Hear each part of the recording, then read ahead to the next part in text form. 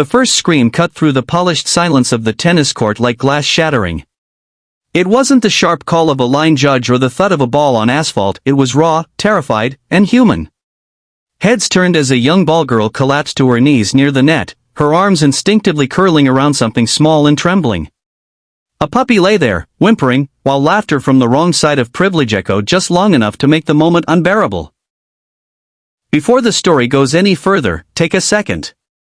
If you believe in kindness, in second chances, and in standing up for those who can't protect themselves, please like this video, leave a comment, share it with someone who needs hope today, and subscribe to the channel.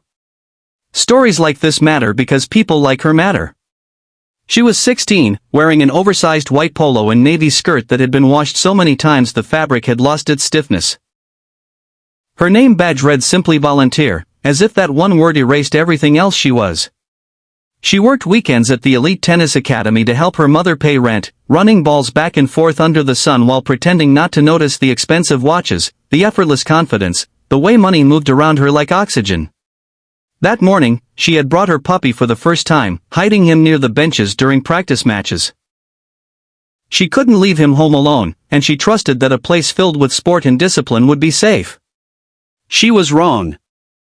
The puppy was small, barely old enough to understand fear, his fur a warm brown with darker patches around his ears.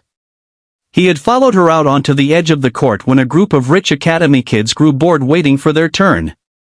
Their laughter had that hollow edge that comes from never being told no.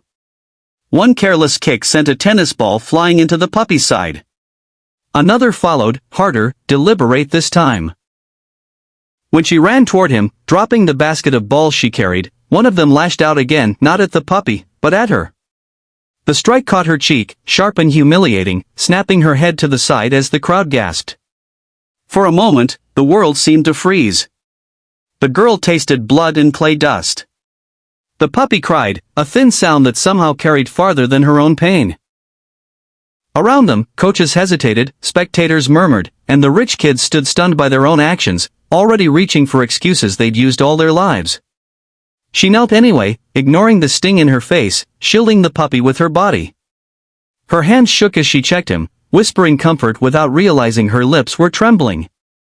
This job mattered too much to lose.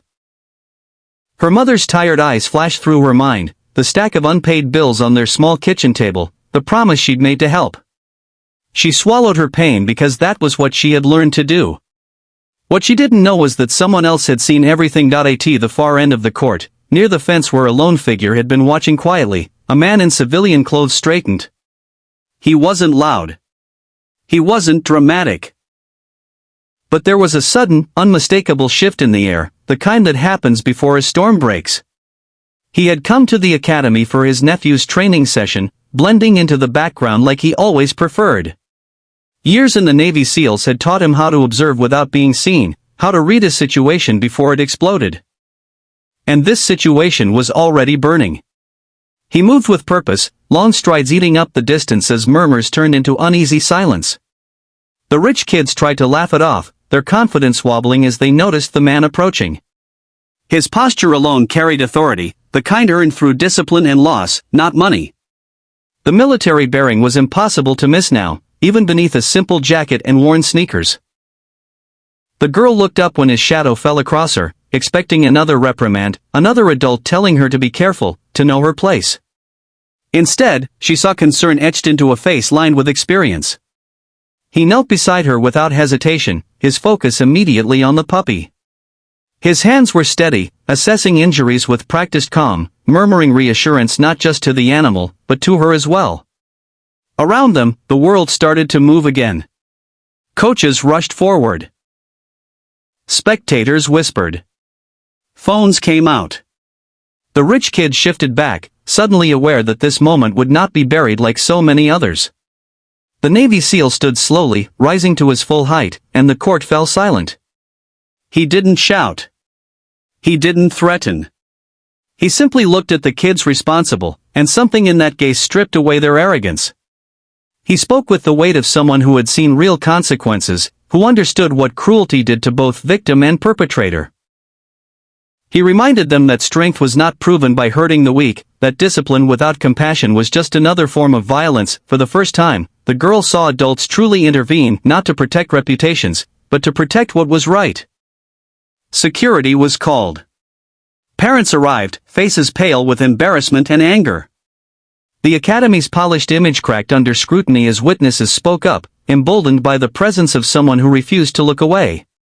The puppy was carefully lifted into the seal's arms, his small body still shaking but alive.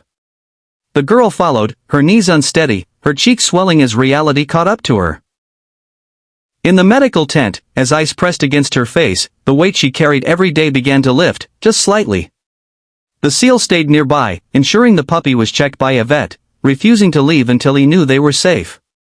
He learned about her life in fragments, how her father had left years ago, how her mother worked nights, how this job was more than pocket money.